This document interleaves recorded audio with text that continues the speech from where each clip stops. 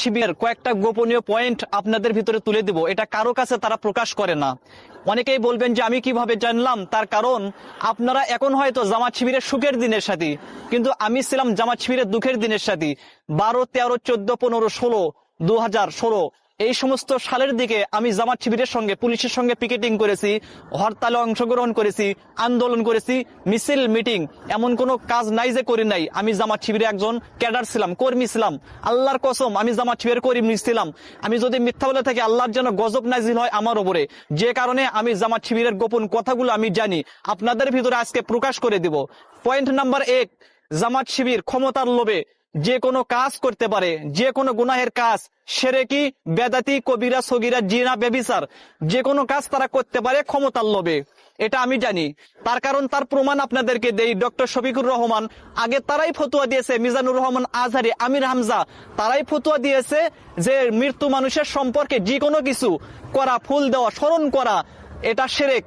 আর এখন তারা দেওয়ার কারণে সেই শিরকটাকে উল্টা দিকে নেগাইতেছে যে একটু বাঁচানো যায় কিনা। আপনারা দেখতে পারলেন জিনা করে জামাত শিবির, এটা আমি জানি। প্রমাণ চাইলে আমি প্রমাণ দিতে পারবো।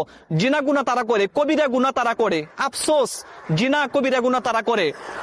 এখন আমি বলবো 2 নাম্বার যে কারণ, 2 নাম্বার কারণ হইল যে জামাত শিবির ক্ষমতার লোভে, ক্ষমতা পাওয়ার লোভে যে কোনো ধর্মের সাথে, মুসলিম, বৌদ্ধ, খ্রিস্টান, হিন্দু, যে কোনো ধর্মের সাথে তাদের সঙ্গে তাদের মতন করে চাল চলন, পোশাক, আচার আচরণ তাদের মতন করে তাদের সামনে উপস্থাপন করে, যাতে তারা মনে করে যে এরা তো শুধু নামের মুসলমান আর সবকিছু আমাদের মতন।